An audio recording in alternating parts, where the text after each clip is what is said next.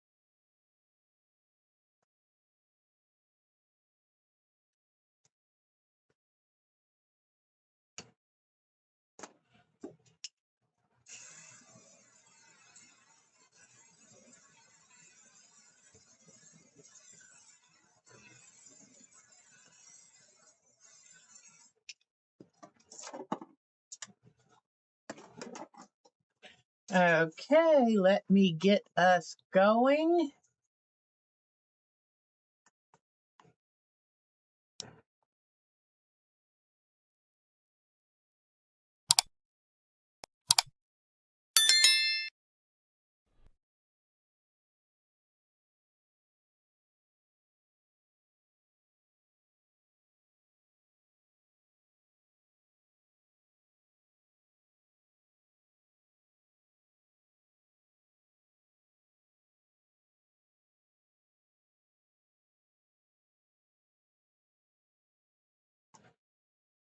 Hello, everybody. How are you doing? It is so good to see you.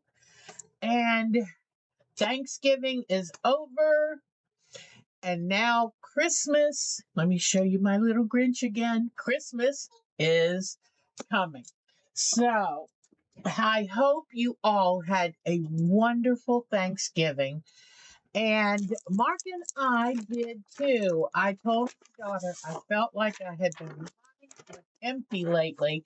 So I said, Mark and I just wanted to have Thanksgiving here by ourselves. So, oh, and before we start, a shout out to Ukraine. And also to tell you that I've done some rethinking of things.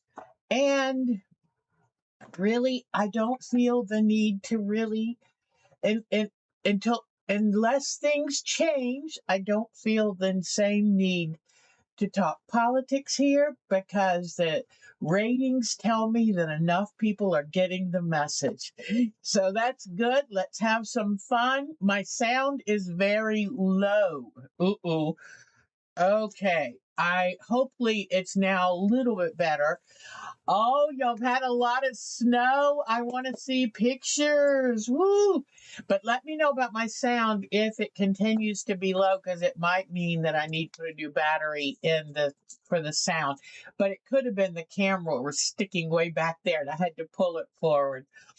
So it is so good to see you. I didn't know. Oh, hello. So Jonathan.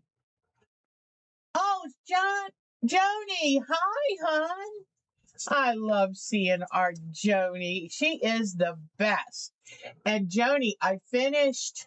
Now, you know what? I took it off the stand so I could put my sparrows because my sparrow now is ready to go on the frame. I'm so excited. I did the complicated applique vine and stuffed cherry border. So soon as the backing gets in for that, I'm ready to go. But let me see. I'm hoping this sound. Oh, Marsha's gonna play in the snow. I better put this on. There's our Mary. Our Mary had a wonderful visit with family for this holiday, and they might even move nearby. Isn't that exciting? And I'm sure her good sound here. Good. Okay. That boomerang is my mark. And I couldn't do this without our favorite IT man, so thank goodness. But let me tell you a little bit about this week. So I said this past week I was going to take the week off, except Monday we drove a couple hours up to get my quilting frame machine, my quilting machine. And for some of you, I'll tell you just real quick, it is a stretch Janome, and it is probably 20 to 25 years old. It was made by the New Joy Company when they first started making home quilter frames and machines so that it could be more affordable for home quilters. So I bought it used from a woman and for only $1,800 with the frame. I mean, what a deal, right? So, they said a screw was in the wrong place and they had to clean it. They said thread had wrapped internally around a couple things. I don't know much about that. The young man wasn't there when we went to pick it up. I think he saw a last reasonably warm day and went to the beach. But if you are in the North Carolina area and you want to get good sewing machine repair at a good, honest price, then I want to recommend Bill's Sewing Machines. And it is in Hickory, Hildebrand area, and they are worth it. They do industrial machines. They have their own machine making capabilities. I mean, they know what they do. They've been doing this stuff for years and years. So it's one of those great companies. And if you are looking for some good, really beautiful fabrics, they have a lovely assortment, 2 rooms of fabric. So check out Bill. And they didn't pay me to say it. It's just because I love them. Because they really rushed this machine and got it back to me. They were done and ready to send it back in 10 days. So that is, or 9 days. That's pretty fabulous. All right. So Monday we went and picked that up.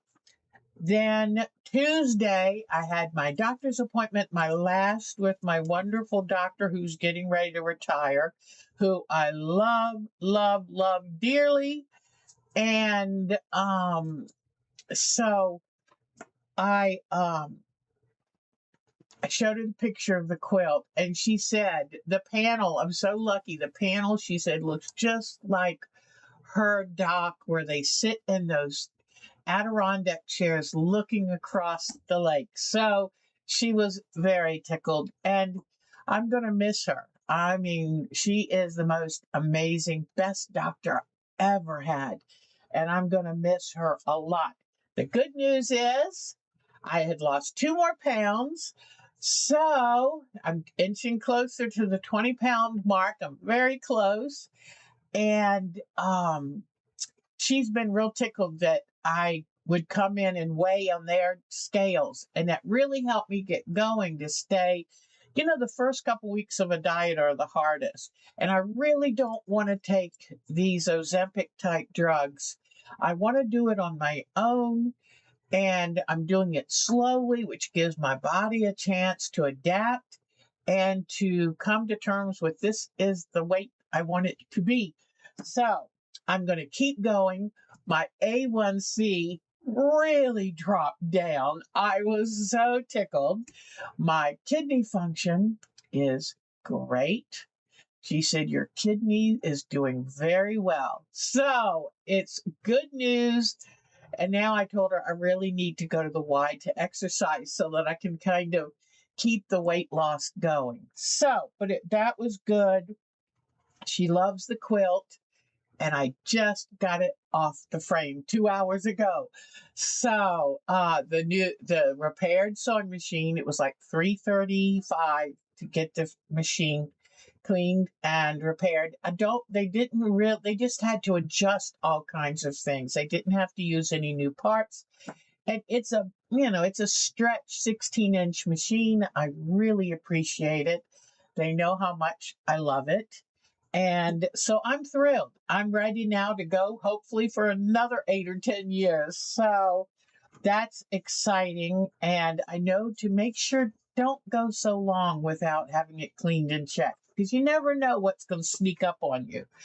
So let's see.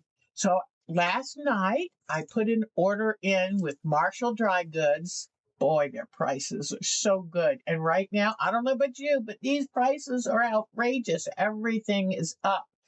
And I went to put gas in the car. It was $50 to fill my car. So anyway, y'all know you're in the same boat that I am. But I went to Marshall's Dry Good and got some 108-inch backing, and it matches the background of the Sparrow quilt because I got the fabrics from there to begin with. And then while I was there, I said, well, I need some fabrics to go with. Let me find the paperwork. Here it is. You know that I've got this coming up in January. Cannot wait.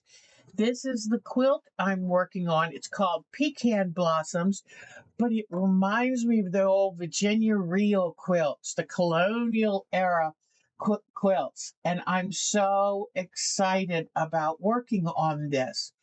So I'm using my wonderful, I don't think I left the, oh, they're upstairs. I took them upstairs. When I start getting close to taking a class or starting a new quilt, I want to be in touch with the fabric. I'm one of these people that wants to hold the fabric, and, you know, I just love it. I used to say when I'd come home from fabric shopping, I want to lay it out on the floor and just roll around naked on it. Okay, I'm sorry I put that picture in your head. But anyway, if you love fabric like I do, you know what I mean. You love the touch and the feel. So I needed to get some background for this, and I needed to get some greens. And I really like the green look of that pecan blossom. And so I wish I had brought down the one of the fabrics, but it's one that I bought from Bill's Sewing. And I like it because it's like a sagey avocado green. So it's got that grayed and a little more yellow in the green. So I had to find a good, darker, bolder green to go for the leaves. So I got that, and Lisa gave me the most wonderful. She knows I love French General. So this is going to be a tribute quilt for Miss Lisa because she gave me the most beautiful French General fabric. So I'm very excited. So I ordered a couple different fabrics to go with this quilt, and in fact, like 3 yards of background fabric to use with it.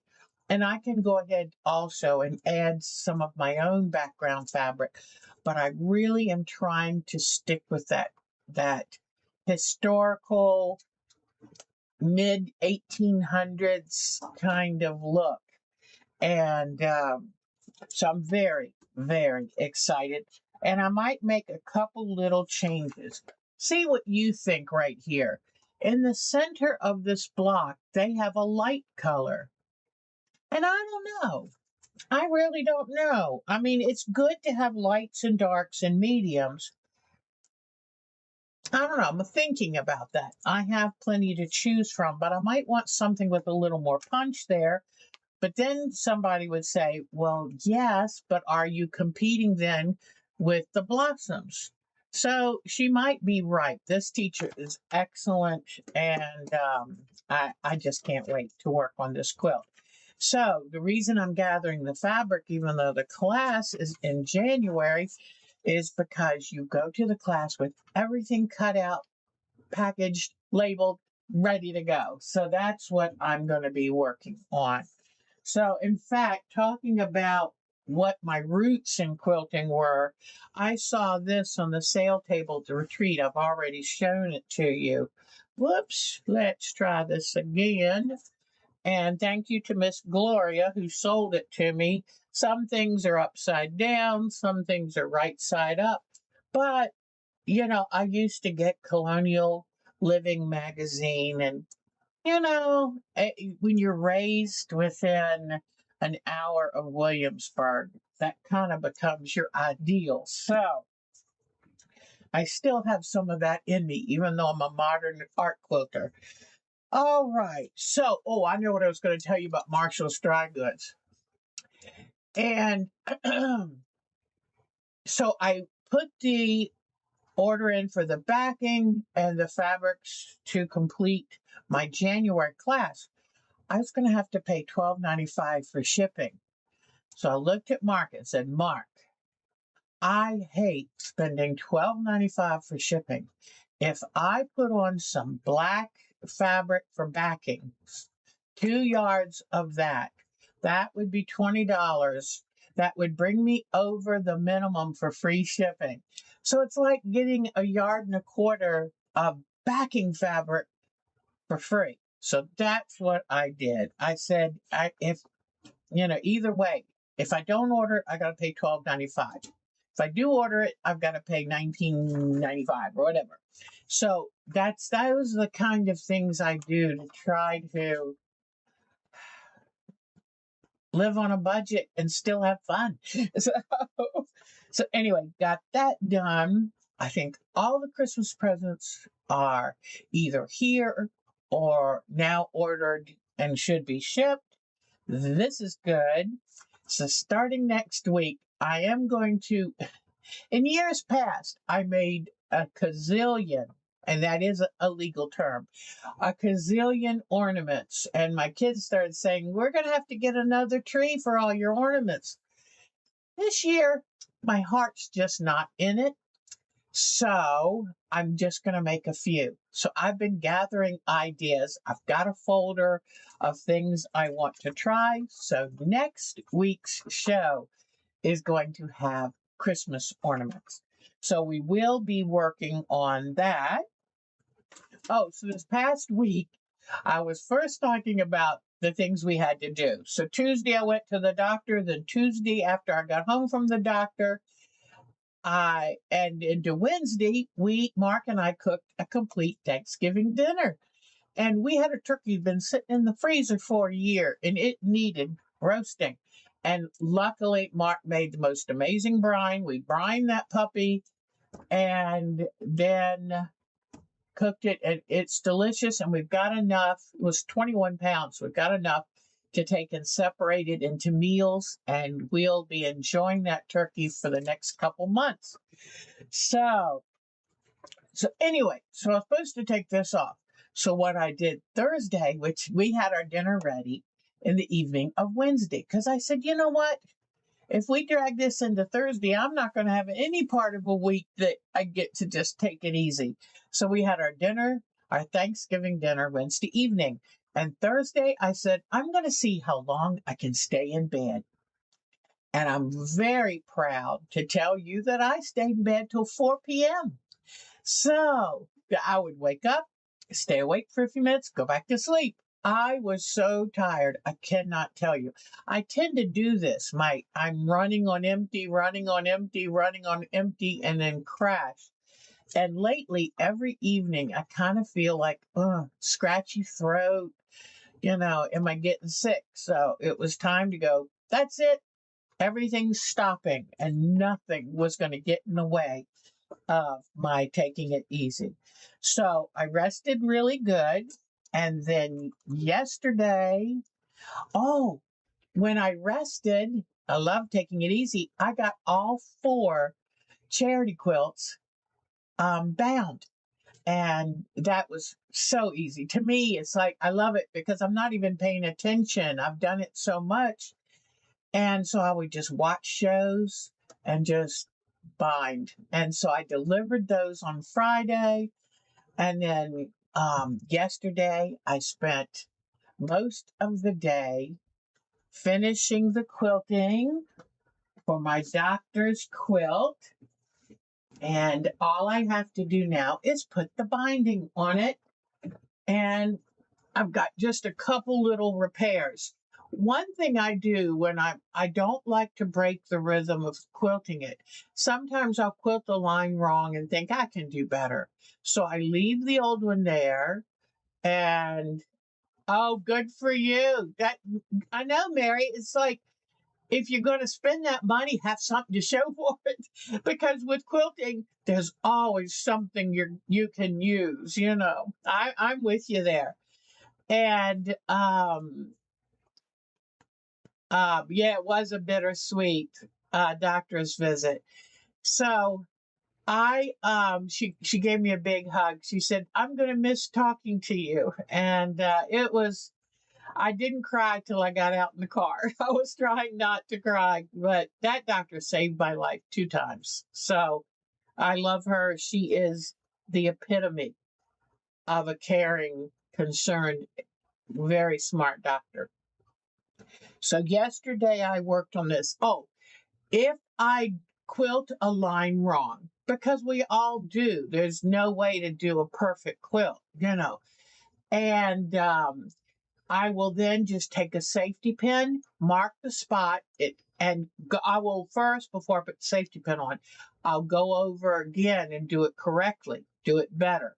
And an artist one time taught me, don't erase the wrong line until you've drawn the right one, because otherwise you tend to go right back into that wrong space again. So I do the right one over top the bad stitching, put a safety pin there.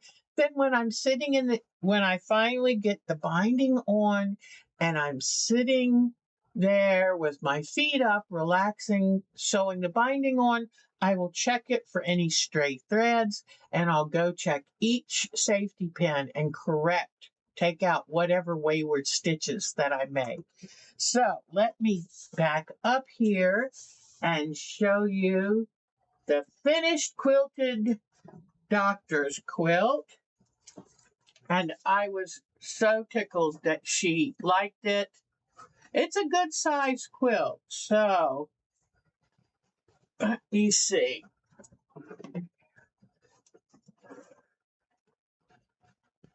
Hopefully you're able to see just about everything. And then let me come up here and see if I can show you some of the quilting on it.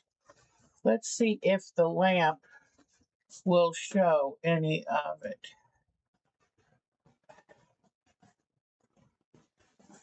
I first tried to use a very thin, delicate bobbin thread, but the one thing is, it's a good idea to match the top thread when you're quilting to the bobbin thread, because, well, let me see if I can, I don't know if you can see some of this or not, but it's a good idea to kind of match the weight if you're doing quilting. I put on a very lightweight thinking it would, you can go through fewer bobbins if the thread is fine, but it wanted to break. When I did some of my sharp turns, it wanted to break. So I went back to a heavier weight thread, but boy, did it go through the bobbins. And I hate stopping for stuff. But now what I'm going to do is bring the light over and bring my close-up camera so I can show you things like, what does she mean? What mistake, whoops, did she make that she's going to have to repair? So let me bring this here. Boy, is that bright. And then I'll bring you down here. All right. Now I'm going to go to the close-up camera. All right. Where is my mouse? Come on, mouse. Where are you? Oh, pooh. It's on, but... Oh, here it is. Yay. Okay. Now, bring it down. Here is one of those safety pins. And right here, I've got like a little fleur-de-lis design. And if you look, I did a pretty flat part. So what I'm going to do is I'm going to take out up here. You wanted a nice smooth arc. Well, this one went flat right there. And the wire could have caught a little bit on something.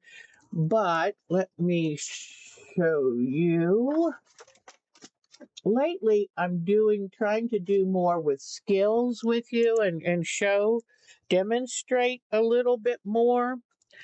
But I'm going to take this pin out. Only take the pin out when you're really ready to correct it, because I have taken the pins out before and then forgot where was that place. So what I'm going to do is come in with my seam ripper and take out the one that started going too high. Because what I'm doing, sometimes these seams can become a little bit of a hybrid, leave part of this one and part of that one. So what I try to do is keep fray check nearby. And anytime if I do like a hybrid seam, then I will fray check the ends just to make sure that it doesn't come loose. So this is going to be a hybrid. I'm going to take it down to right here. Whoops. Now, I didn't bring my fray check down here, but let me see. Okay, I want to take out this stitch. Just run and cut it and then pull it out. Let me see. Now, my presumption is this quilt is not going to be heavily used. It might, I'm assuming, but I don't know, that it's going to be thrown over a couch or something like that. So I put fray check here on the end of this one. And in it, what I really should have done is made sure I had one continuous, but it's not looking. Oh, I cut this into the fray check bottle a little much, and I think the fray check's pretty thick. So, and let's say you don't have your fray check with you and you don't want anything to come loose, then just grab a dot of glue and stick on it until you get your fray check. But now I'm going to take away this underside part, and I might go pop this right back on the machine and do one smooth line. So, because usually you can get away with that when you have it on a frame, is just you lay it just right so the weight of the quilt holds it still. But I'll take out to here and take out, come on, I can do it. Oh, I wish I had a brighter light right here. But what I'm going to do, there we go. And then I'll go ahead and put a dot of fray check on this end. Okay, so now I've got fray check on both ends, and when it dries, it's pretty invisible. Now I just need to take this little part out. In fact, I'm going to use blue thread to sew on the binding. I'll probably come and just make a continuous line. That's pretty simple. I am no good at quilting on a domestic, but so now that's good enough for right now. And hopefully I will remember to come back. But I love any kind of fray check or thread stop. Really good stuff. All right, so that's why I put the pin on here. Here's another one. This is going to be easier because I have a complete arc. I just need to take off this little bit here. But if I didn't put, whoops, I just need to take off this little bit, but I have a complete good arc. I just need to take, I'll start it right there, take it out to here. But if I didn't have this pin on there, I would totally forget where I saw the mistake. And while you're quilting, you're fresh with it. And that's the best time, I think, to do it. All right, so, and I think I wanted to show you, these are my waves. These are my waves on the border right here. I did a little quilting at the top of the tree line right here. Then I love these orange peel type decorations. Now you can see there's lots of threads on the back where I use the thread cutter. So I've got trimming here to do. Here is my sunny corner with the curvy rays coming out. So I think that's mostly, oh, I did a cute little egg. I call them deviled eggs, but it's an oval with a little yolk looking thing. So see, can you see those, I hope? So I did that on these also. But I have a lot of little threads to clean up. But now I'm going to go ahead and show you a little bit about putting the binding on. So let me come back to the main camera and then, okay, now come back over to this and, oh, okay. Now this is the hard part because, oh, and I wanted to show you, I had a nice little piece of fabric little thin from cutting that was left. I'm going to use this to tie a little bow on the rolled up quilt when I take it to the doctor. So, okay. Now, I've got my binding pre-made. Where do I like to start my binding? I start it on the far right-hand side, kind of down below middle. And this is the binding I made. I have a little extra in case I need it. But here is my binding. I do it 2.5 inches, fold it wrong sides together. Nice, crisp little edge there.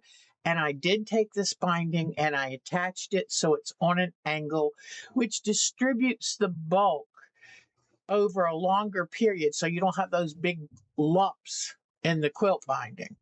So now I'm going to turn on my machine down here and I'm going to leave the gray thread. I'm not going to do all of this binding today, but I make sure I've got the top of the quilt.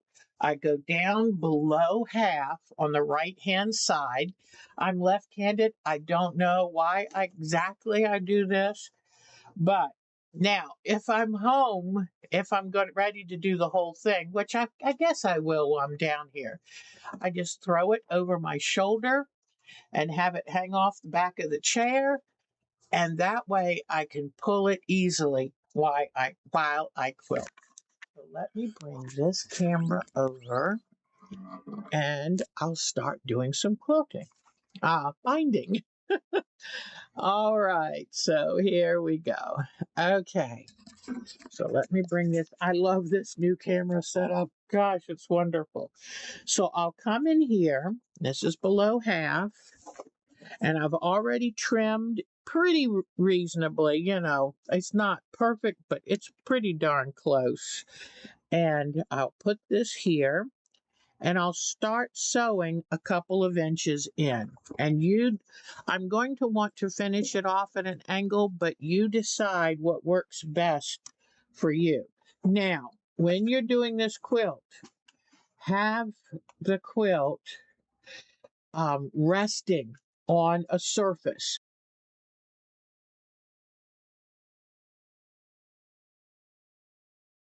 Table.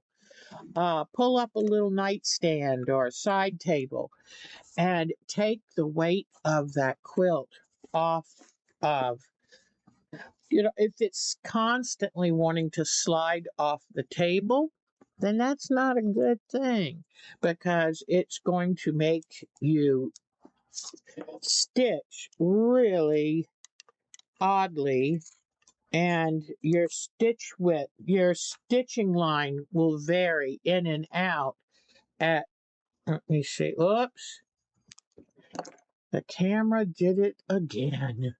Hold on. Mark showed me how to do this. All right. Whoops, wrong one of those. Let me get this camera going again. All right, deactivate and now activate. Yay, I'm back. See, you can teach an old dog new tricks. Okay, here we go. But I'm nice and calm today, so it's easier for me to remember when I'm calm. If I get nervous, oh, it's a mess.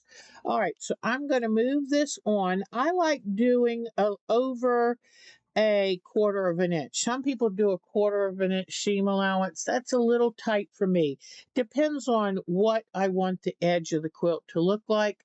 In this case, it doesn't have to look like much of anything. I'm turning my stitch length down to probably 2.0. All right.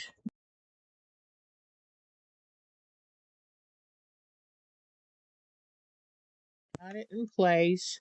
Make sure you get it nice and lined up. You don't want to start by fighting with it. Okay. Whoops, did it lock again?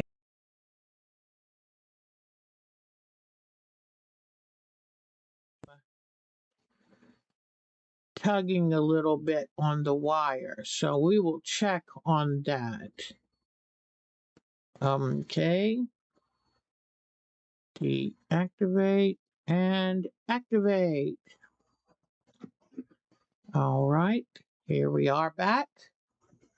Now, so then I will just start sewing smoothly. And I would say just on the plus side of 1/4 of an inch to maybe 3/8 of an inch. Just find a place that you feel comfortable with. Look at it on your little bed of your machine where there's some kind of ruler. And isn't it nice to have, oh, Polly's here. Hi, Miss Polly and Cheryl and Mary, and Marcia's doing a beautiful job. Okay, let's see. I was thinking about making these ornaments. I said, you know, I'm going to have to send one to my Miss Marcia because she is always so good, so welcoming here every Sunday. What a sweetheart. So, okay, now let's keep going and keeping it. Sometimes this gets a little wider. I keep the binding. And I eyeball it, keep it in the same place, because when it comes time, once I'm done sewing, to flip it over, you want a nice clean seam line. Okay, let's see. All right. Okay. Now,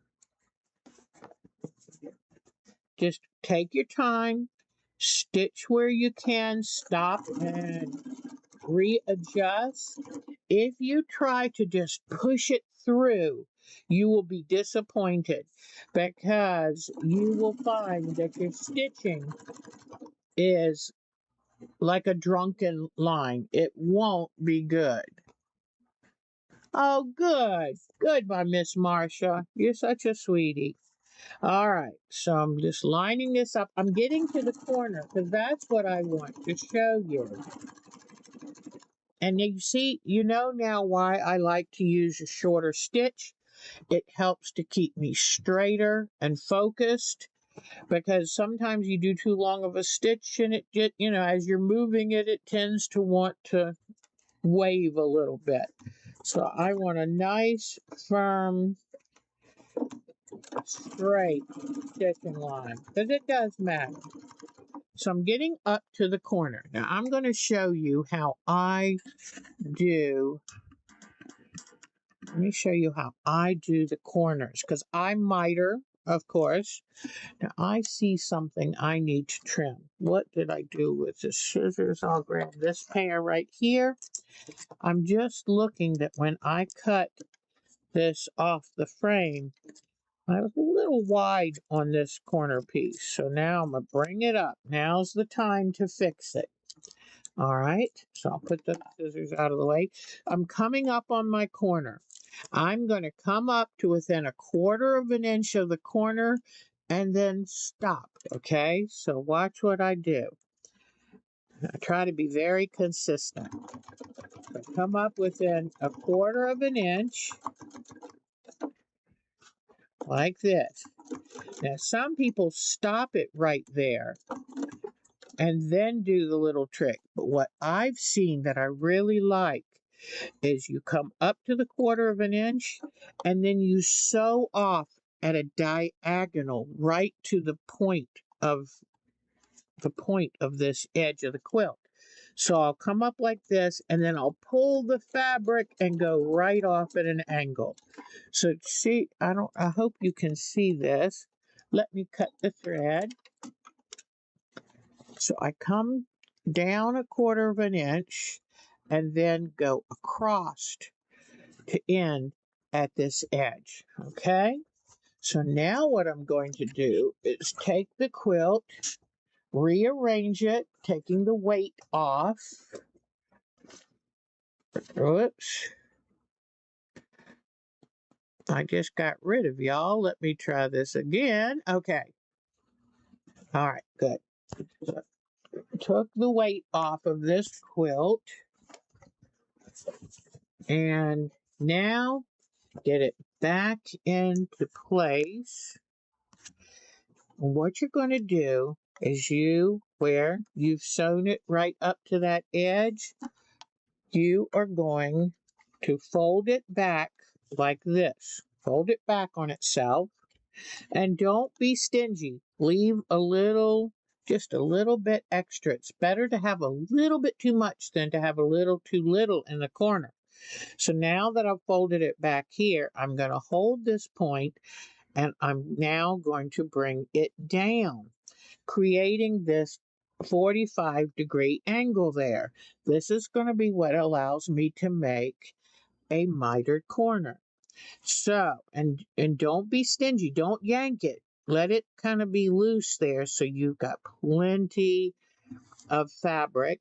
Then what I'll do is hold it right here and take my finger and slide it up like this. Slide it up, then come in and come right to this 1/4 edge, right very close to that edge. Okay?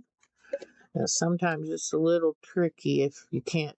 My machine upstairs has a nice high presser foot lift, so I can ease it in.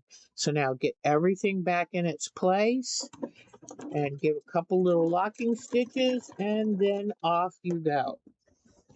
Now, let me sew down a little bit more, and then I'll show you how that makes a really good mitered corner. Okay, got it lined up. The main thing is don't rush this part. So many of us, by the time we get to this point in a quilt, we just want to get it done, or we're on a deadline.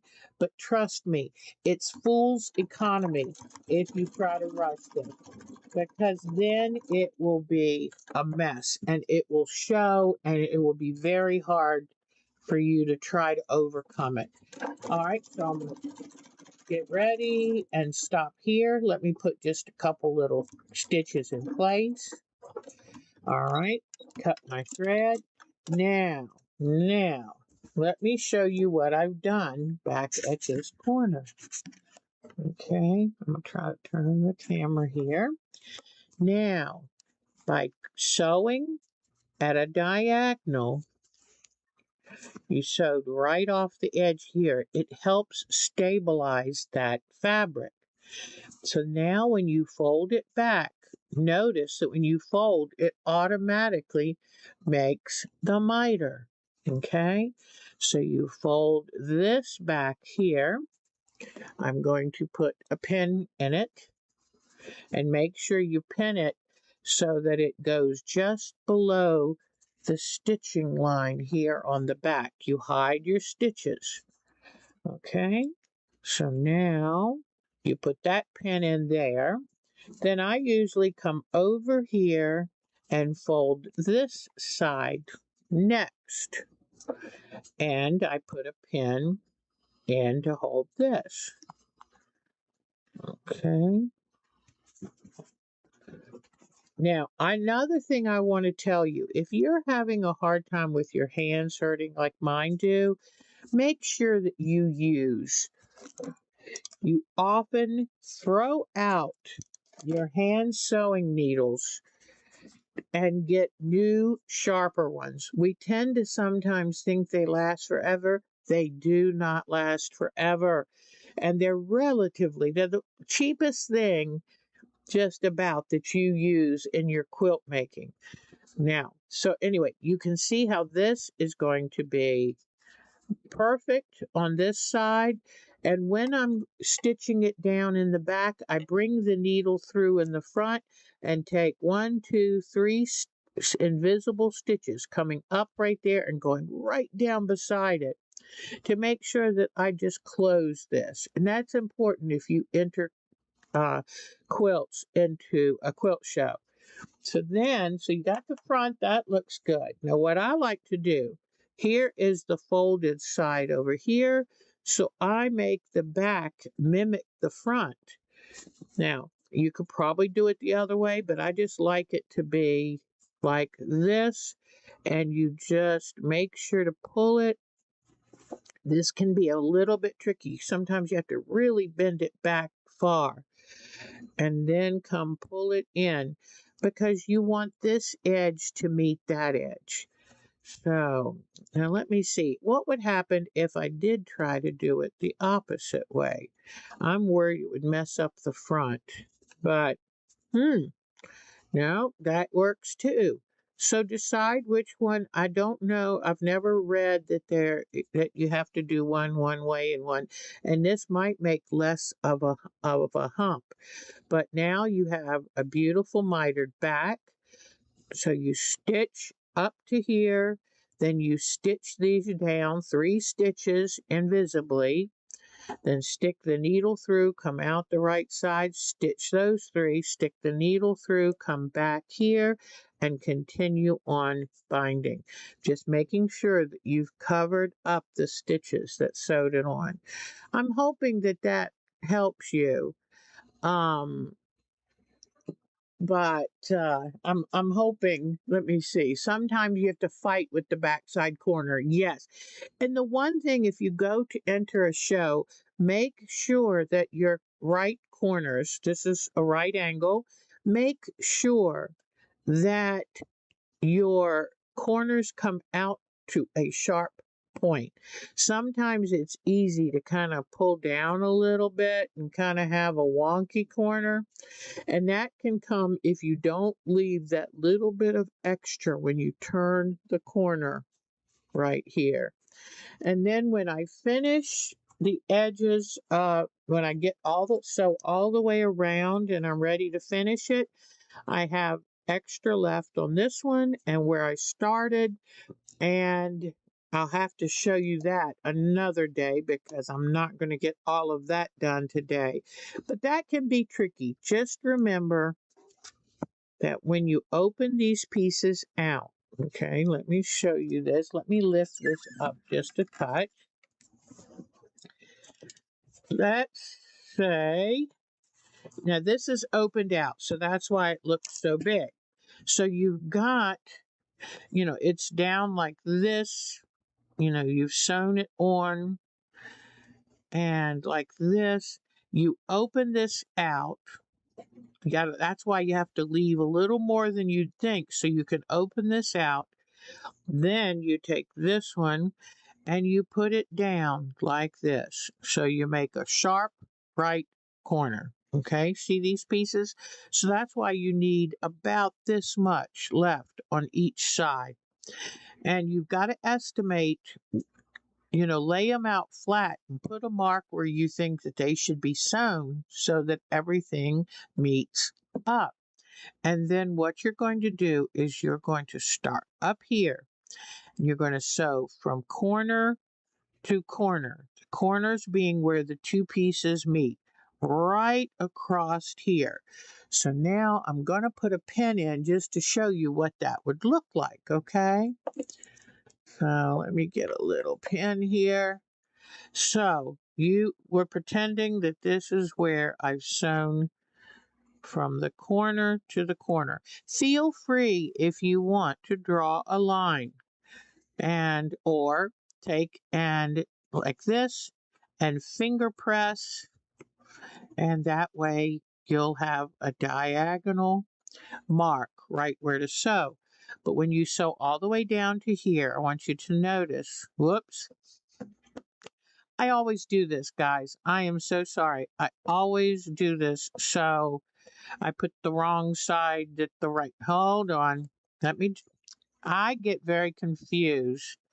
So if it's sewn, you have to sew this to this. I'm sorry. Back it up. I don't know why, but it's almost like I'm dyslexic when I'm trying to figure out which one's supposed to go where. So you have this sewn like this along the quilt. So you leave some open up and you try to lay it this way and put right sides together. We're going to pretend that you sewed all the way down on this diagonal. So put right sides together. I don't know. I guess you could do wrong sides together. I'm not sure. But look what happens once you've sewn that line. Once you've sewn the line, go a 1/4 inch over, cut off the excess, then press it out, and there you go.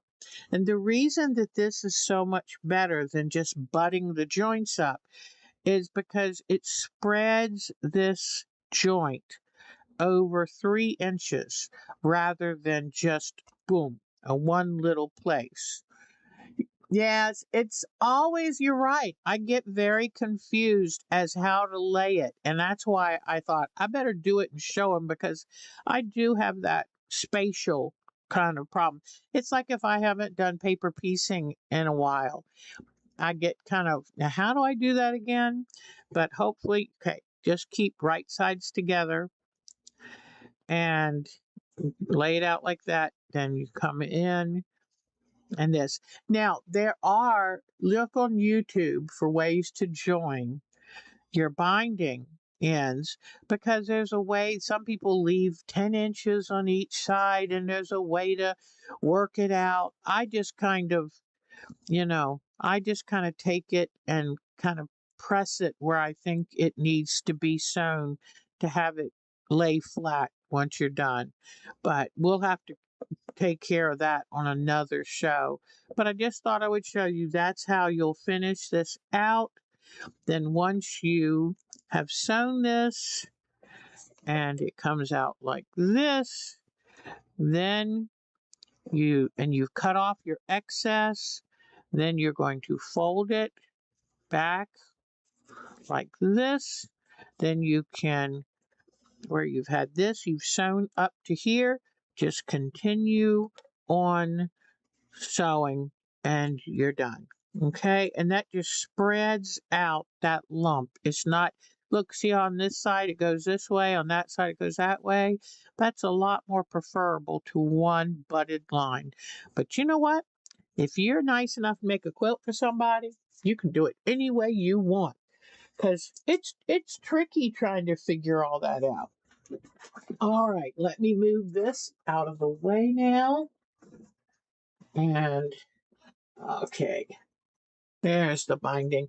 All right, so now what I'm going to do is I'm going to come back to the main camera. Oh, wrong remote. I shouldn't bring two remotes down because I get confused as to which one is the active one. And there we go. All right, so that, some of you probably thought, I've done that plenty of times. But sometimes I find a little refresher is a good thing. I have noticed that even though I know the correct way to do a certain skill, with time, sometimes we kind of drift and ignore and kind of think, oh, well, we develop bad habits. That's the best way to think. So I thought, let's show this again, because I know I do. And if I'm in a hurry, I'm the first one to go, I'm doing a butt joint. I don't care. They can't make me. Yeah, how old are you right at that moment? Oh, 8. All right. So just thought I would show you the doctor's quilt. I've told you about ordering the new fabric. I'm very excited about that. And so I will probably, when we finish this show, I'll finish sewing that on. I like sewing it down here because I have this big desk and it can help carry the weight. It's just that much easier to get that thing sewn on. Then you can either use a darker gray, because the blue I'm sewing on is a dark blue. It's a navy blue. You can either use a dark gray to stitch it on, or if you have a good dark blue, go for it. All right, so now, so I showed you how the binding, told you about my doctor's visit. I want to show you that I promise I haven't totally, I feel badly because I got busy and this wonderful Smoky Mountains quilt is kind of going by the wayside, but I want to finish this. I feel like this is, by the time I get all the finishing touches, it doesn't come to life until, whoa, you get the final steps done. but I think it's going to be spectacular.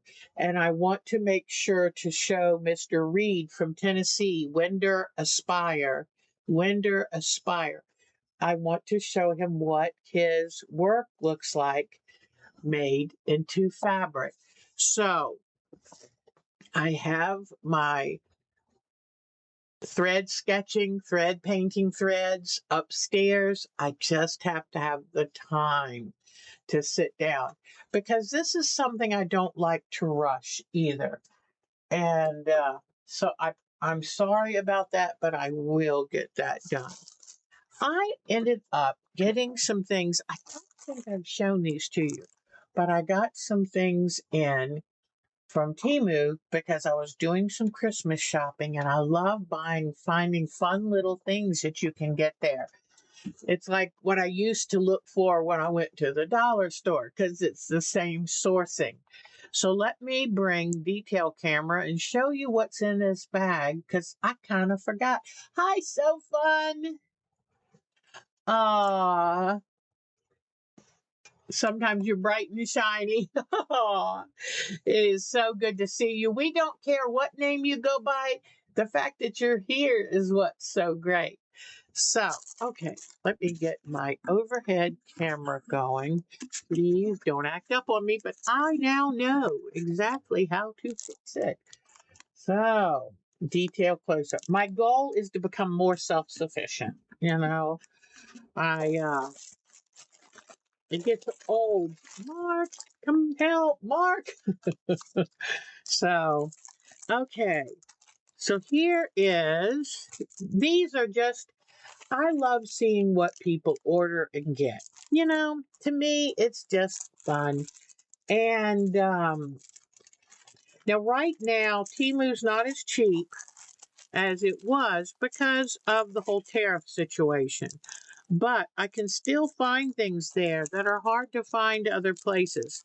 I'm trying, oh, here it is. The packaging is so amazing. Sometimes it's like, what do I do now? How did they get this done? All right. So blue it's 20 years now that I've used. Well, maybe not quite 20, maybe 15, 16.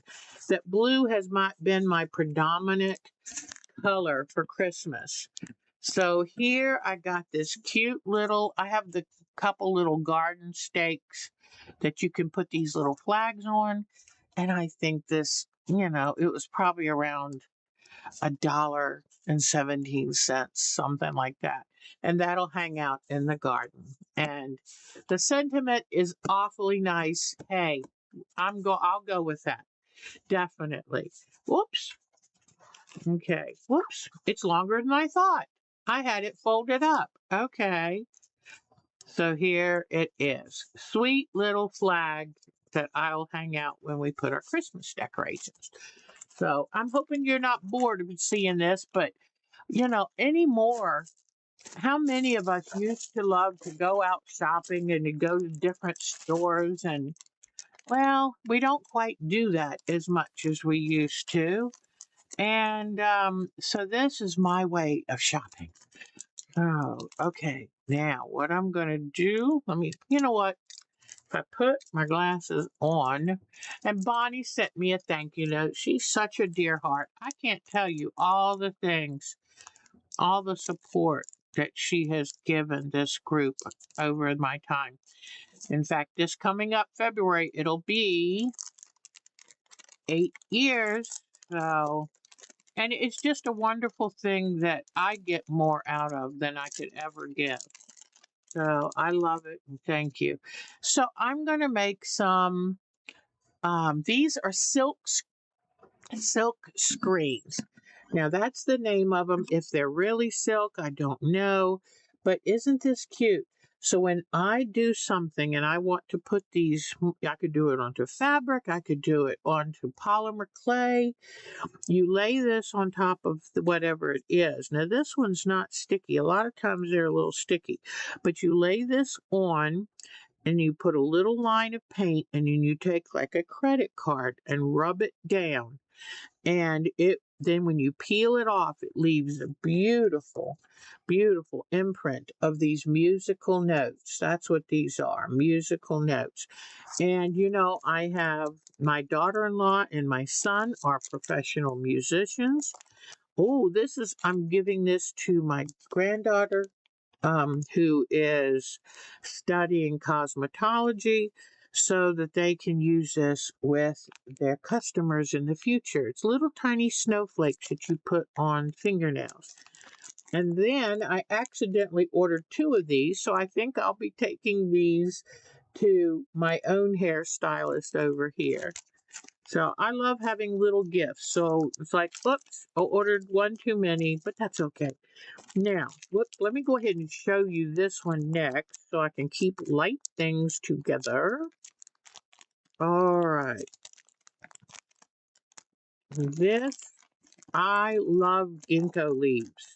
Now, I'm glad I don't have a ginkgo tree because from what I hear, ginkgo leaves, when they fall down and when they fall off the tree in autumn, they get really stinky.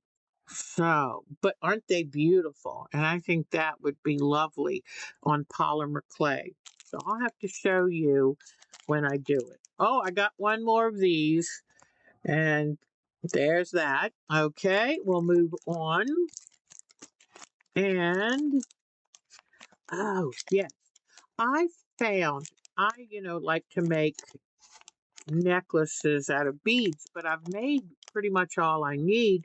Now what I'll do is make them out of paper beads, and I find that black and gold and silver are my favorite color companion beads. So what I did is I ordered 2 different sizes. Now this whole package was probably 20 some dollars, and it is one of my guilty pleasures. And I love going straight to the source. You can buy the same very things at other American vendors, but I'm hoping that the seller gets a bigger share. But I'm not sure. I have no way of knowing. It's what I wrote to the company saying I would be prepared to pay more to make sure the seller gets a better standard of living. So these are wonderful. There's some kind of, I don't know if they're glass or some kind of stone, but they've got nice weight, black onyx. Now I have a feeling they're a glass or ceramic, but they've got a nice weight to them. All right. Now, I am loving, loving, loving, loving the, aw, aw, the, I'm loving doing my polymer clay now that I'm learning how to do it correctly. I'm taking lessons from a YouTuber named Jessima Tutorials, and she is an excellent, excellent teacher. This is going to be, let me see if I can get it right. I think this is a snowman, but I think, I don't know. I would have to go back and look at the picture, but I think this makes a snowman. So I will try to do some of these and show you soon. And this is just a pattern for a type of jewelry. And let's get these cutters out. But these are made by people who have 3D printers. So I try to get these for no more than $1.50 each package. And so it's really awesome. It's a 2-way cutter. So if you want, you can cut the center out or just do an imprint depending on how hard you push. And then you could have, this would make like an earring, or this could be the pendant and this could be the earring. And so these are cutters, which make it so simple to do polymer clay. Yeah, oh, you love it? Good, good, because I do love it. Hi, Hopi. I've got all my favoriteest people here today. Yay. And look at these ovals. And like I say, people, this is a great home business because they take and make these with 3D printers. And I love it. So something like this, you've got all the different sizes, and that is very helpful because a lot of times you make them in several layers. So, and I love how they all fit inside of each other, and it's another way to support a small business. So I love it. All right, last two cutters. And what I do is I don't spend much because, well, I try not to, because I tend to be a person, if I start a new hobby, I want all the latest, greatest tools. And, well, no, I can't do that. Then I've gotten too financially committed. And then what do you do? But so what I do is I just watch for really good sales.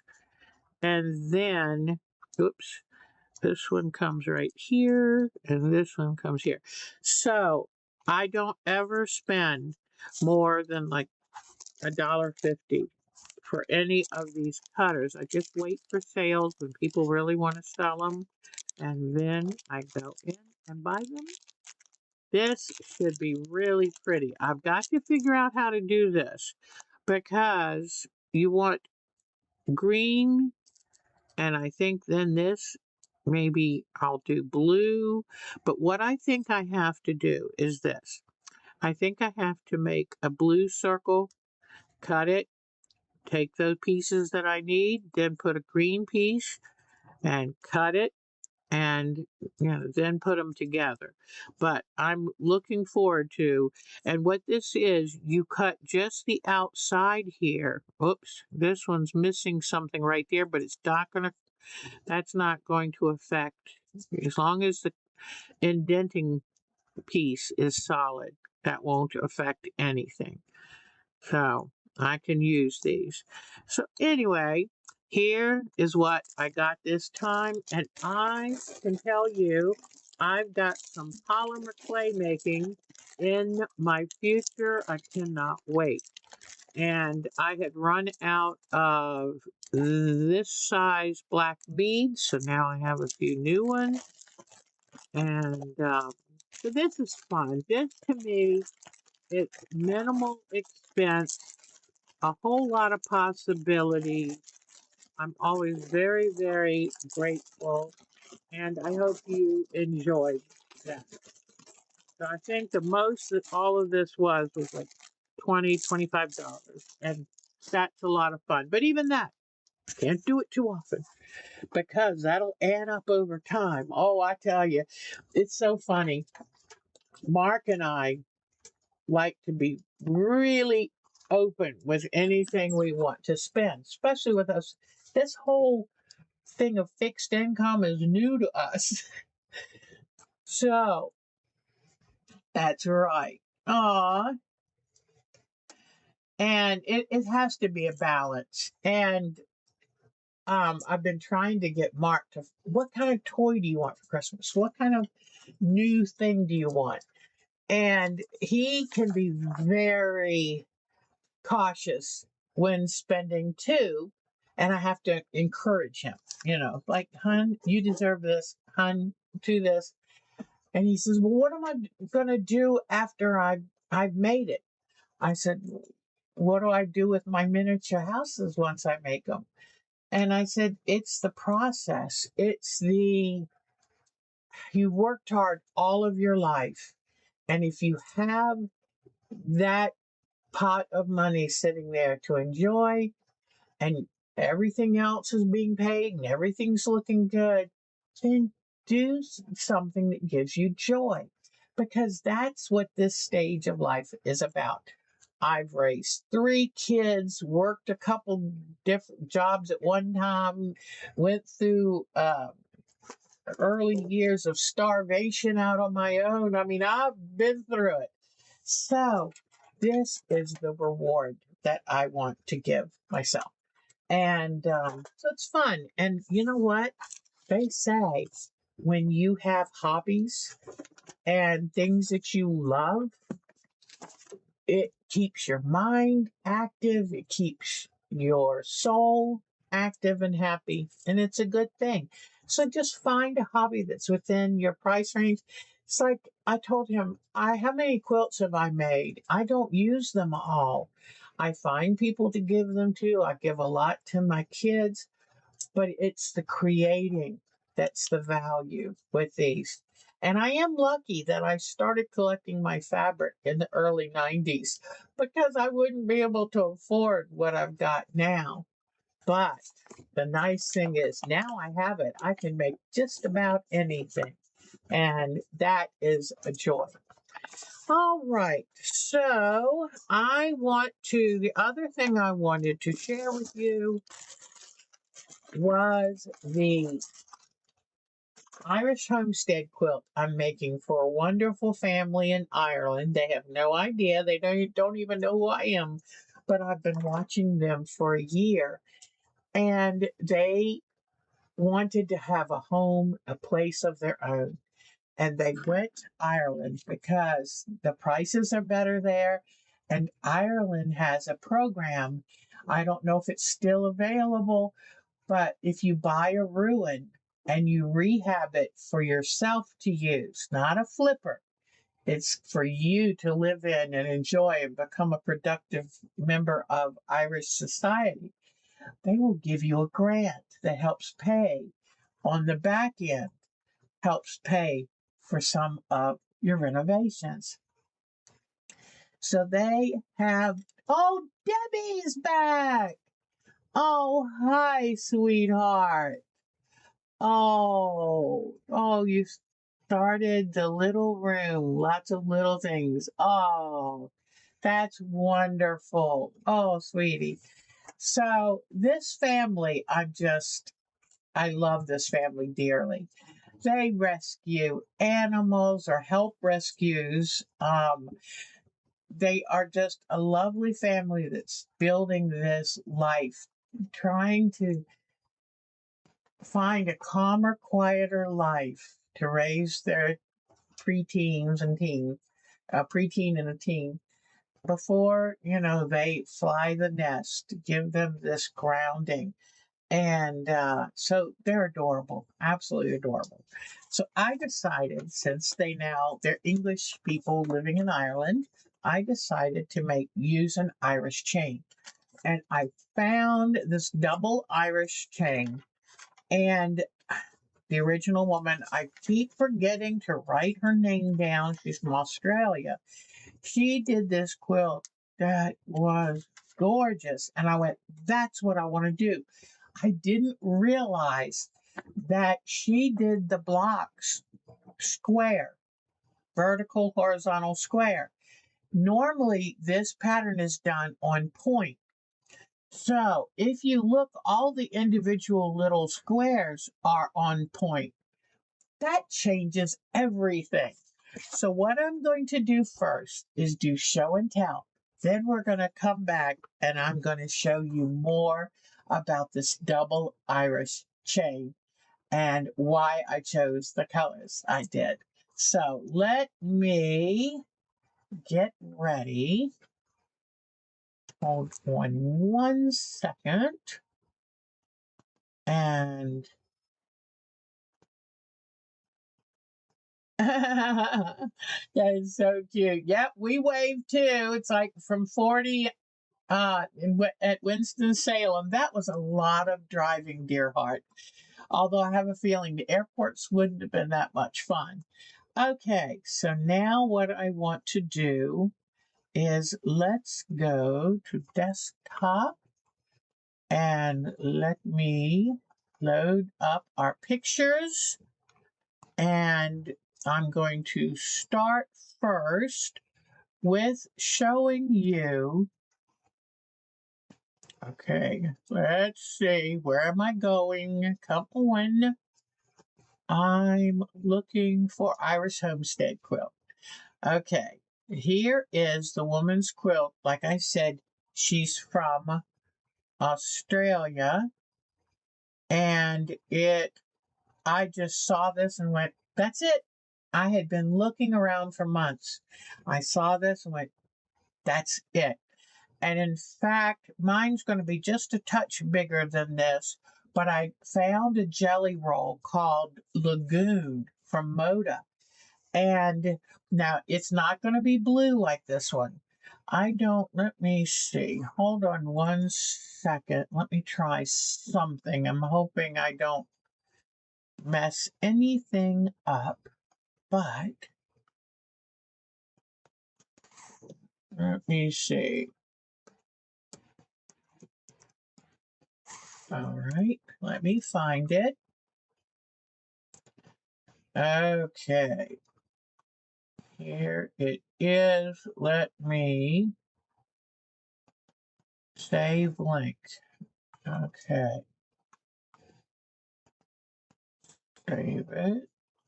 All right, let me see. Hold on just one second, please. And I want to see if I can do this. I'm going to see if I can get a little tiny snippet. Okay. Okay, let me see.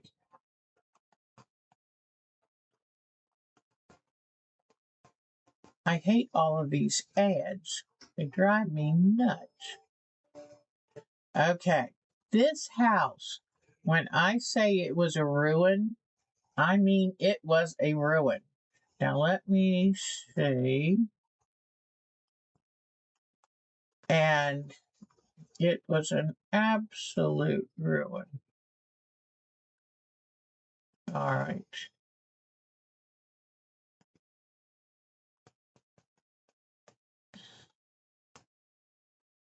I'm trying to find how to show you the colors that I chose. You see, she just went to an auction, and honest to goodness, nowadays you can get antique furniture so cheaply because people find that they're too big for modern houses, and people don't have the same valuation of them. I think I've got, okay. All right. Let me see if I can.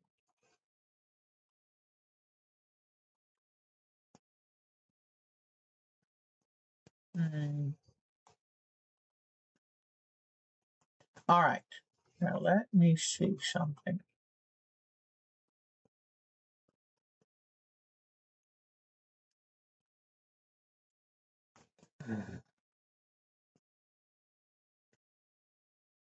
Well, might be trying something that I'm not any good at. Let me see.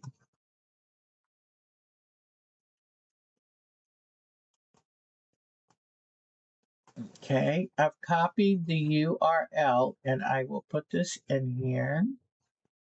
Oh, well, thank you. I think it does more for me. That's so sweet of you. It does more for me watching their show. I get so excited every Saturday. Now, let me see something.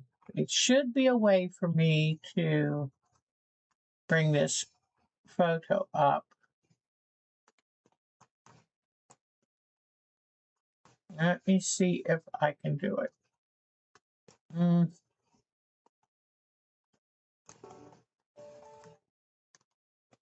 I don't think I'm going to be able to figure that out. But I was going to show you, if you end up going to that site, you will be able to see how I knew what colors she would like. She's doing an outstanding job on decorating this house. So, well, I think I'm taking too long. Okay. Yeah.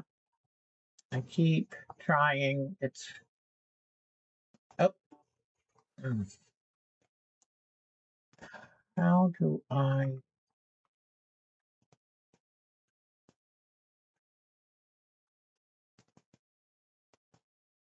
Okay. I'm sorry. I am not able.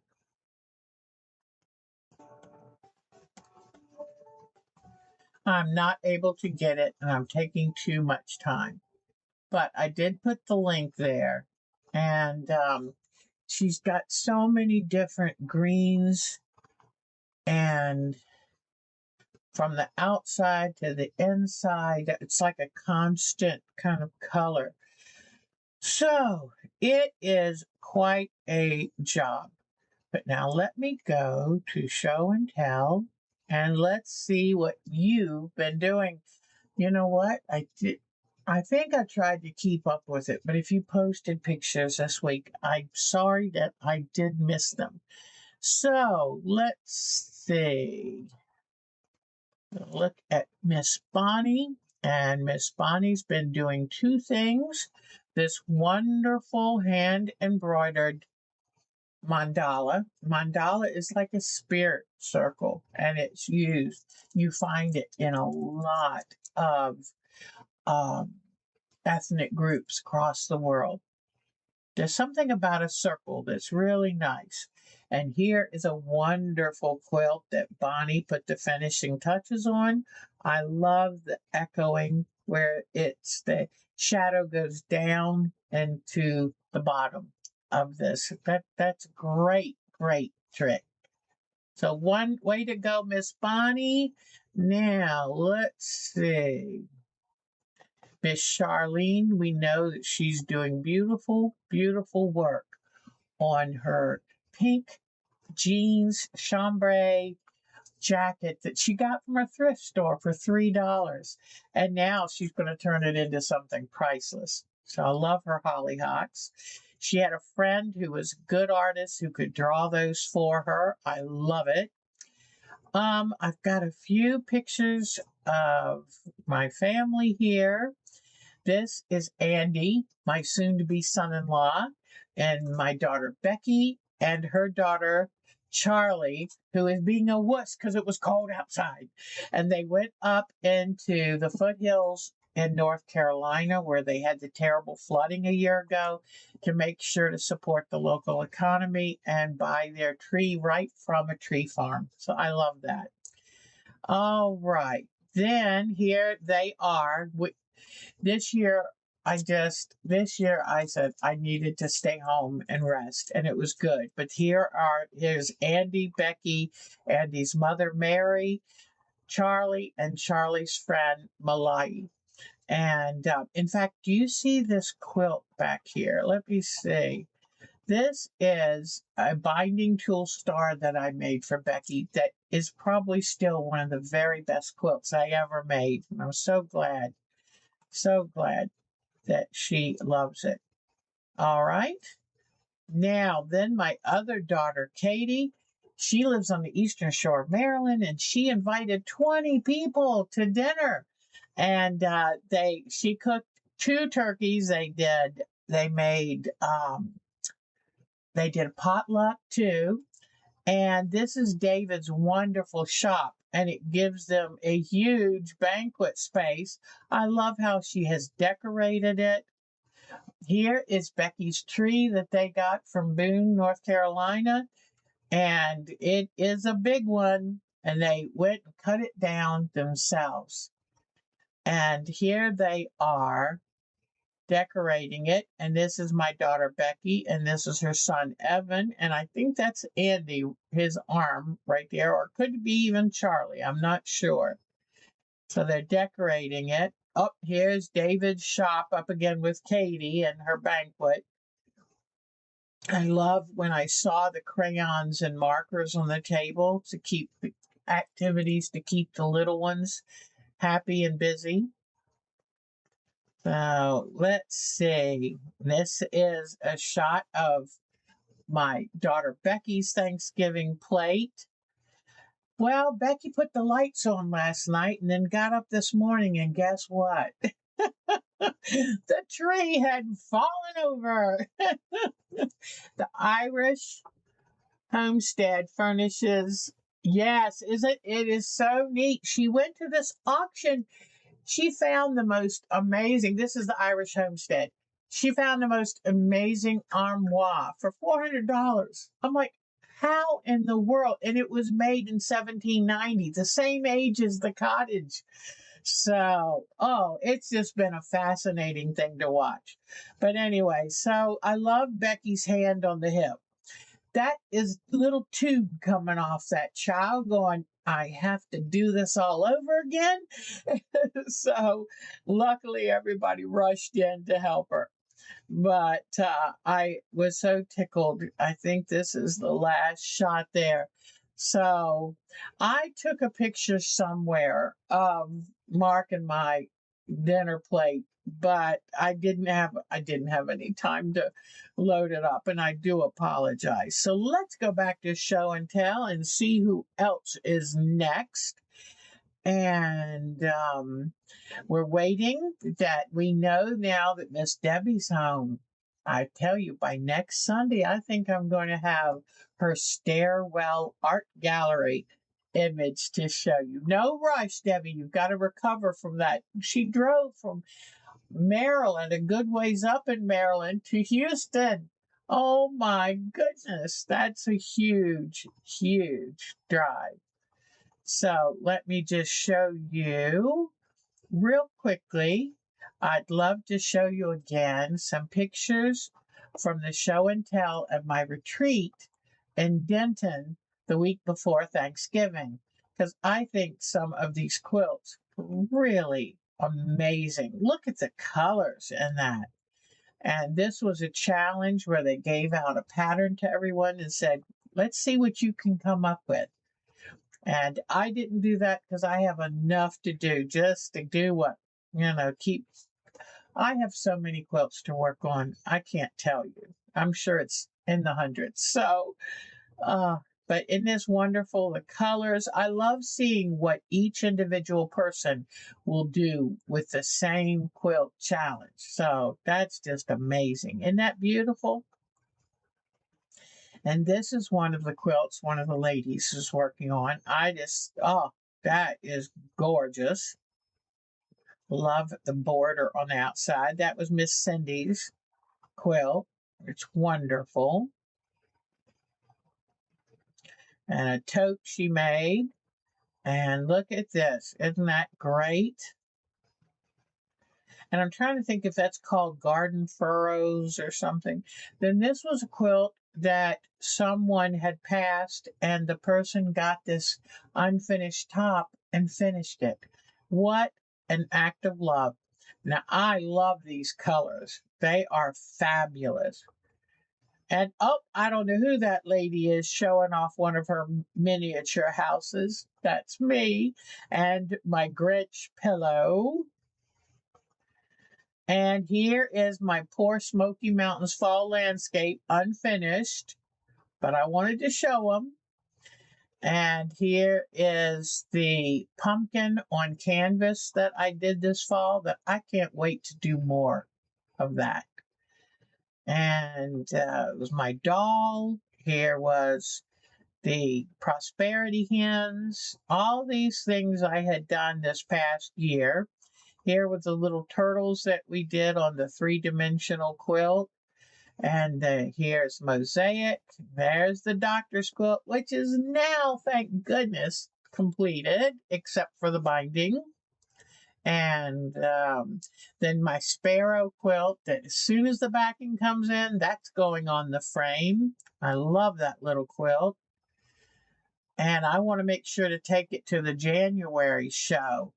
And the class, because it's the class from the same teacher as last year. So I love all of these. This wonderful quilt book with a sweet quilt in it that she made. Love it. Look at this hexagon quilt. I think she said there were 7,000 pieces in it. I don't know, some astronomical amount. Great pumpkin border, great Christmas quilt. I just love all of this. This is one of Patty's. Now, this is a new lady, and now I have forgotten her name, but I love that. I love how she fussy cut the flowers. The sparrow quilt is right special. And look at this wonderful flower quilt. Isn't that beautiful? I think that quilt is going to be in my future. I'm going to make one like that. I just got to figure out what the pattern is. Isn't this lovely? So it's so nice to see what all of these ladies. This came from a book that we read at the retreat a few years ago, and it was called The Ghost in the Quilt. And I just think that's so sweet. These are just lovely, lovely. Suzanne Johnston did these. They're just lovely.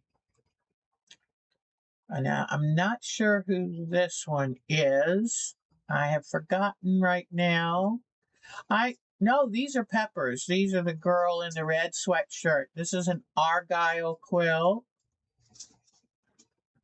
And sorry about that one being fuzzy. Oh, this right here. I'm trying to, was this one of, I think this is one of Becky, her quilt. She's our prize lady. And I want you to, let me get a close up of this. Look at those 9 patches. Each of the small corner squares is 1/2 an inch. Isn't that, I think this is the one that had 7,000 pieces. The other one had 4,000 pieces. I mean, what an amazing job. Then Becky also did Bonnie Hunter's last year challenge. Isn't that beautiful? I wanted to do it some kind of bad, but I knew I'd never finish it. Ah, lovely rail fence, a patriotic quilt. Look at the kitties. Oh, these were so cute. These are little postcard quilts. Okay. Let me find there we go.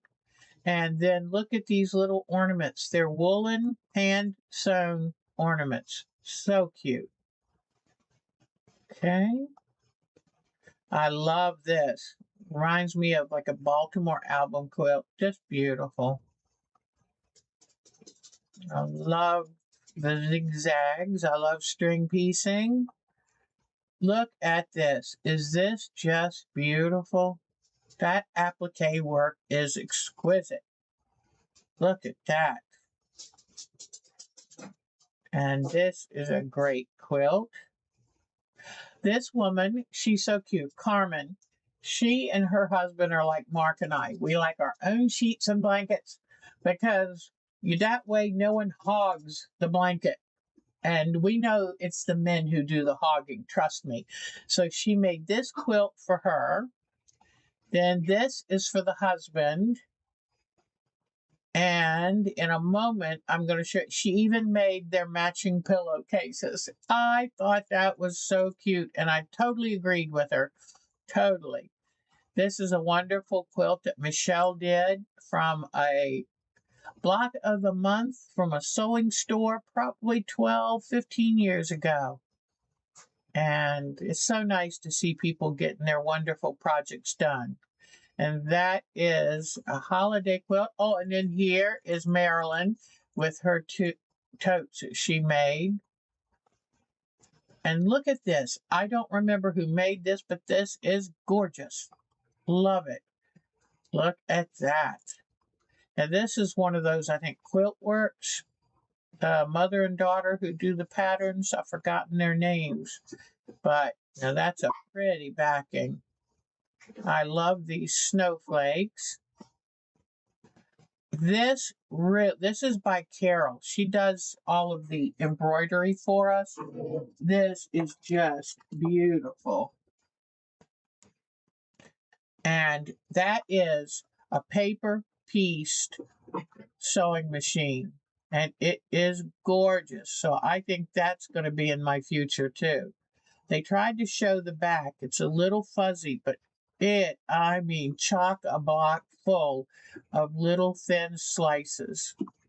Hold on 1 second for me. Let me send a message to Mark. I think the little guys need to go outside. So I need to get a hold of him and say, please call the girls upstairs. Okay, let me see.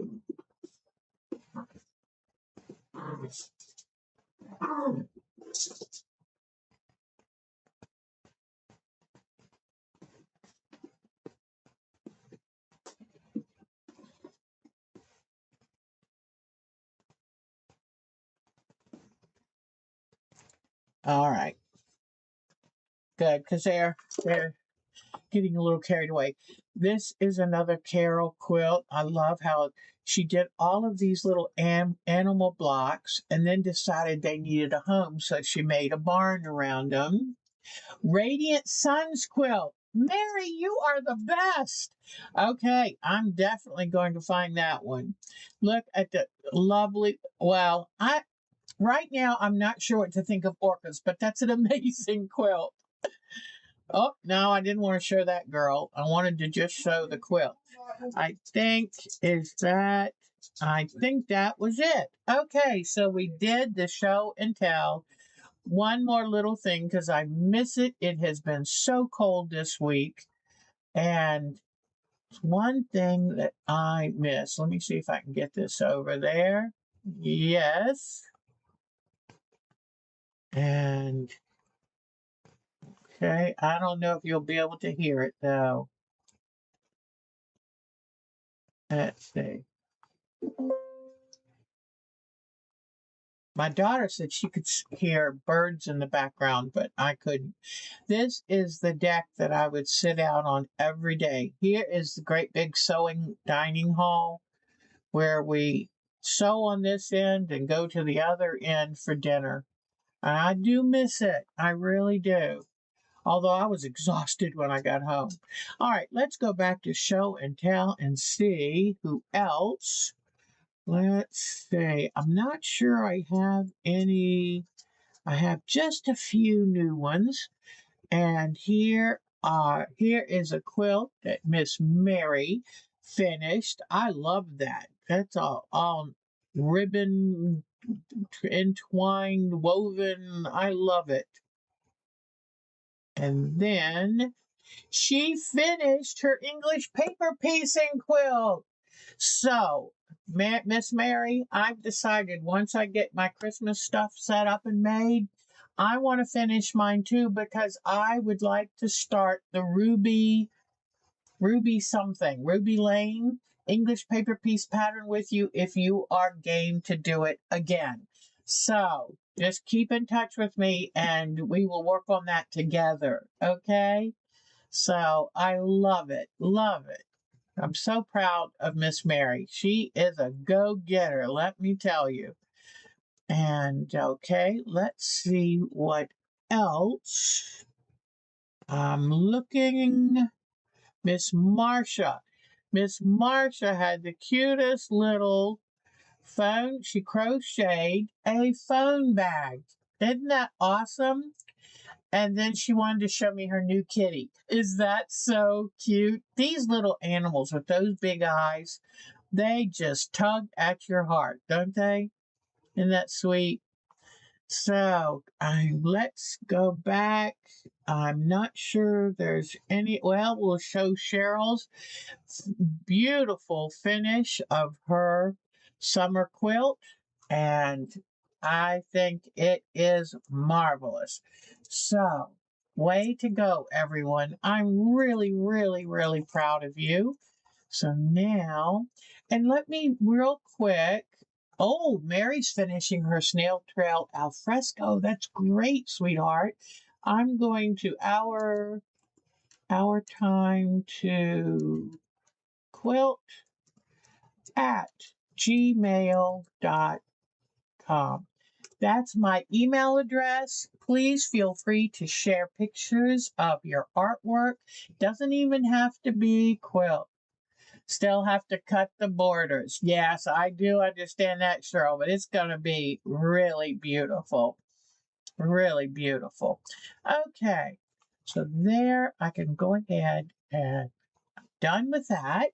Now I'll come back to the main camera and show you a little, oh, yeah, it's getting late and I'm getting tired. I tell you what, this week, taking a couple days off did my heart and soul so good. So, okay. Let's see, was there anything else? I don't think so. All right. So now I'm going to come to the close-up.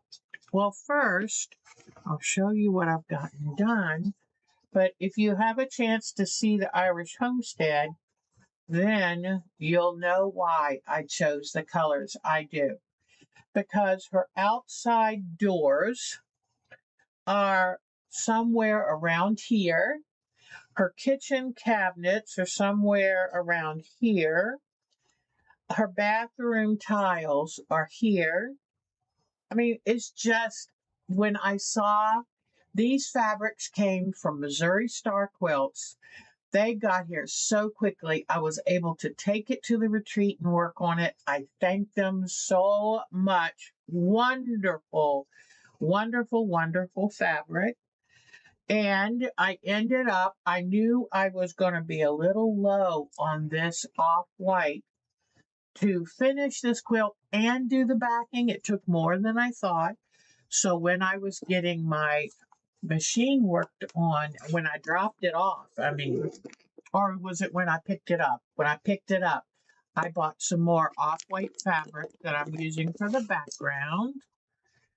And in fact, I noticed it was just a little touch, slightly different color, just a little. So this is going to be for the backing. Well, now, Deb, I'm not supposed to drop it. So I'm just going to show you this really quickly. And I love that Kathy Klein came in last week and said, oh, you're talking about the Seminole technique. And I was like, yes, that's exactly it. Because I saw that when I was trying to research, how do I do this? It was a bit tricky, I must tell you, because I knew that the strips came in 2.5 inch, it was 2.5 inch jelly roll, okay? And so I knew that I wanted to keep, I didn't want to have to do too much extra cutting.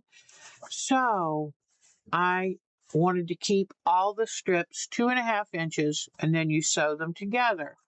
And what I did is I took the darkest color and sewed it to the lightest color and kept going that way because I thought I want to do something where I mix up these colors and so that I can have a nice pattern of them.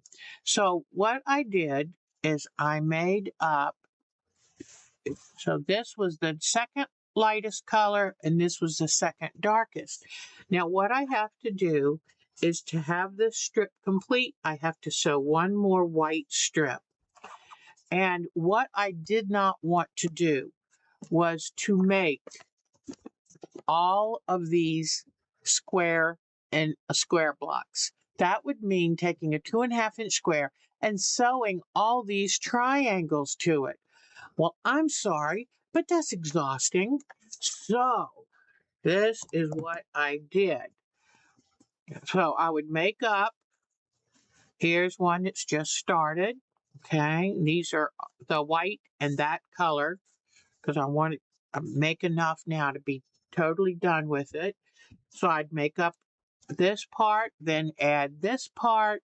I need to come back in and put one more white so that the strips start and end with white.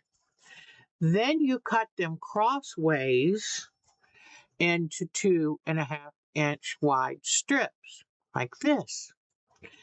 And this is one of, if you break the quilt down, it's all these stripes and then these pieces that join these stripes together. Okay, so you have to kind of, when you look at a quilt pattern, you have to kind of break it down and say, what are the components that make that? So I'm going to bring you down here to show you this. So you can see that this outer edge is just 1 2.5-inch block and then a half of one.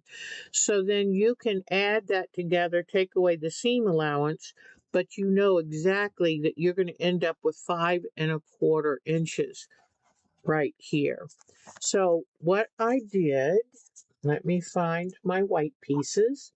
I drew it up in EQ8, but there was a problem that I didn't realize.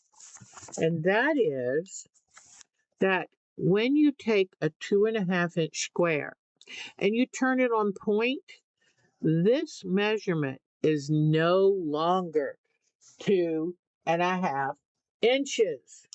In fact, I will show you what it is. Okay, now this is finished. And finished, a 2.5-inch would end up finishing, if it's sewn around all sides, it would end up finishing at 2 inches. But look what happens when you put it on the diagonal. It becomes 3 inches. You see this? Let me get this. But that's the thing that I didn't take into account.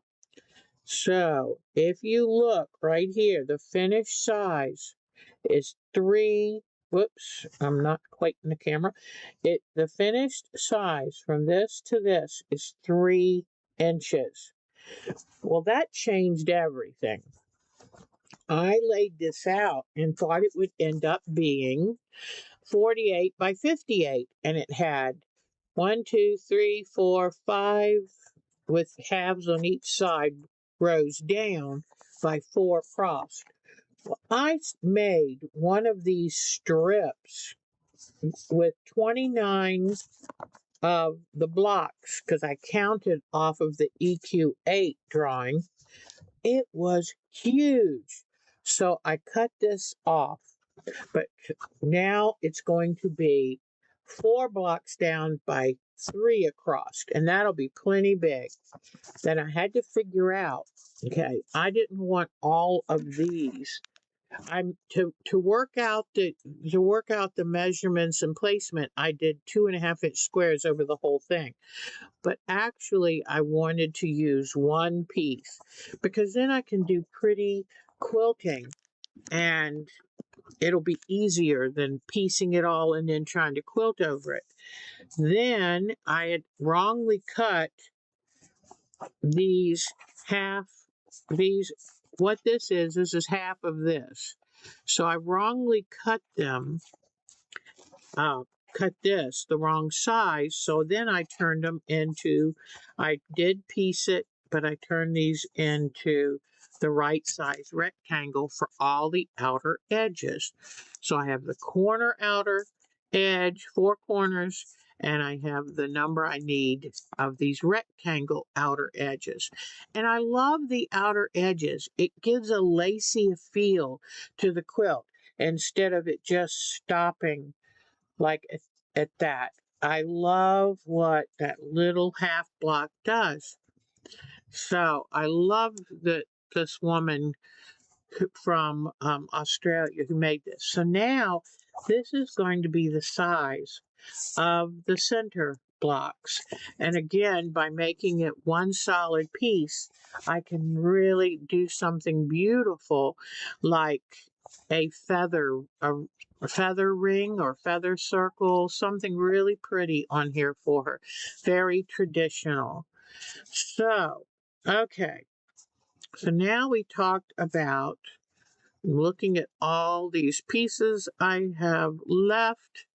I was looking, hoping that I had, what I do is I like to break a quilt down into stages. So here were the beautiful colors that came in the jelly roll, but I'm not making them all yet because I just don't know how many I'm going to need. And I said, okay, then I'm going to take and do a few half strips. And here is a full width of fabric strip, but a lot of them I made half strips. When you get a jelly roll, not every color is in the jelly roll. Yeah, here's the second to the lightest and second to the dark, or is this the darkest? I'm not sure now. I get them confused. So many. Yeah, this was the lightest, the darkest. That's what that is. And so what I'm doing right now when I was leaving, before I left the retreat, is just starting to stitch these. I've got to go back and put a white edge, and I'll show you why. So it starts out background, light color, background, darkest color, and I save every scrap because I don't know what I will reuse again, you know. So that's very important to save all of these. Okay. I've always done that. Michelle and I, when we used to work on blocks of the month, we always saved our scraps. And sure enough, most of the time we needed them. All right. So, you know, I sewed this is just the dark and the light, the dark and the background together. Then I would stitch it onto another, a light and a background. All right. Now, let me take all of these away. It's a lot of pieces to keep straight, let me tell you. And you know, that's the thing about the retreat is, or even like I will take a folding table upstairs to set all this out because there's so many components and they have to stay in the right order. Here is the finished row that I took off the first long column that I made. And I'm using this to show you. I kept telling Mark, there's got to be a way to piece this strip piecing method. Okay? Strip piecing method. And so here is how we do it. You've got the 5 pieces here. You take and you lay it like this on an angle, okay? Lay it on an angle. And that's like right any one of these. You see how it's white, green, white, green, white. And that's what you want. And then this one, you can either put it here like that. Now, are you seeing how, let me find some of my partials. You're able to start seeing how I put together the pieces. So now this one would go up here and you'd have a white off of this one. But what you do is you start stacking all these pieces together. And like here, you stack these pieces, stitch them together, figure out where you're putting things and stitch them together. And then you come along and see you would have white edges. This would have a bigger white edge. You'd have white edges and you take and you trim it down to size. And that is how you make this quilt. And then you get this size that I can keep going and building on. Okay? So what I would do here is I would come in and put this next. Okay? And just keep building down, down, down, down until I had the length I needed. Trim it like this, and you can trim at the bottom. That's why the bottom finishes at the halfway point, and you just trim it off there. Now, then you have to make these little pieces. So that would be, you just have to come out, and what these are 3 up and down pairs. 1, 2, 3. And this can be a little tricky. Okay, you have 2 here, 2 here. So now you would need, whoops, let me see. Let's put 1 here. Oops. Where do I put this? This is where it can be a little tricky because 1, 2, 3, 4. Here's 5 here. And then you would need 1 here. So here are your 6. You have to make sure you have a whole square right here. Sometimes you have to go in and fill in. Then you cut them this way. You see? 1, 2, 3, 4, 5, 6. This is the short interconnectors that go in between these blocks. So it's a little tricky, but you know, okay. Yeah, so it's just a matter of filling it out, but it's so much easier when you use strip sets. Then you cut them down to 2.5 inches, and then you just make sure you pay attention, make sure how you lay them out to get the pieces. So I decided to make this double pair.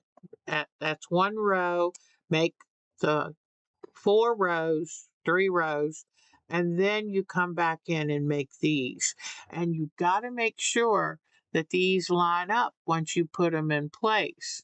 So that's another thing, is make sure to keep it very accurate, check, double check. And because when you add these pieces in between, you want them to match as closely as possible. So you may have to adjust the center square just a touch, but just take it one step at a time. All right, I hope that in some way gave you enough understanding and not, didn't put you off. It's just a matter of breaking it down. Where is my, come on, little mouse. Oh, come on, cursor, come on, cursor. Where is it? I hate when I lose the cursor. That's the thing. You are so right, Miss Mary. That is the thing. I don't tend to make the rail fence. I mean, the things that strike me are all difficult. But I kind of look at it like, but you know what? Having these brain teasers keeps me on my toes. So, unfortunately, I guess if you're a beginner quilter, some of these kits and patterns are not for you. But you know what? I knew a woman who her very first quilt she wanted to make was a double wedding ring. Whoa. So anyway, I hope that I explained this in some way. The main thing I'll never forget, I used to look at quilts and go, oh, how would they make them? There comes a time in your quilt making career that you go, break it down to sections. Every quilt can be figured out if you break it down to the lowest common denominator. It's kind of like dealing with fractions, isn't it? It is a mathematics skill, but it's a good practical mathematics skill. So just break it down, look at it, and somehow I knew there was a way to do strip piecing. I just didn't realize it was on a 45-degree angle, but it works. And I save all of my leftovers because I might have the perfect sized triangle just where I need it to finish an edge. So I hope that helps. I am hoping to work on this again this week. If I'm going to get this quilt over to Ireland, I got to get busy. And so I'm very, very excited about it. I've got 8 Grinch pillows to make, and those are hand embroidered faces. And then I have some Christmas ornaments to do. I'm going to be a busy girl. I really am. But I hope you'll come along with me on this journey. Send me pictures of what you're working on for Christmas. Feel free to share with me. I'm going to try to get better at reading comments and following along. But, I gave you my email. Let me know what you're doing, how things are going for you. And otherwise, everything's going along pretty good, and I'm tickled. And for dinner tonight, I'm having a turkey sandwich. I don't want any more turkey and stuffing and gravy. I want a turkey sandwich on white bread. Yes. So I think I might have some. I'll eat some of the sweet potatoes, but and maybe some. Don't tell the doctor. Maybe some Lay's chips, just a few. So, but I hope that you have a good next week coming up. I know I'm going to be writing massive lists so that I can get myself organized. I have a problem when I come back from retreat. I have to refocus, and that's hard for Deb. So, but it's so good to see all of you here. Thank you from the bottom of my heart to spend this time with me. Send me pictures of what you're working on and what things you love. And I think that would be grand. All right, everybody. I can't really think of anything else to tell you. So I think I'm going to get the binding finished on the doctor's quilt because I'm determined to deliver that to her this middle of this week. I'm determined.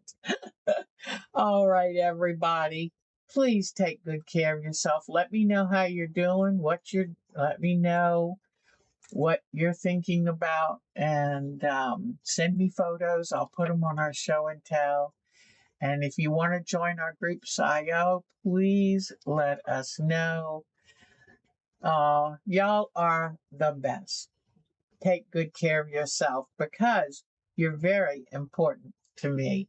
And I know a lot of other people who think you're pretty special too. So take good care, and I'll see you next Sunday. Bye bye, everyone.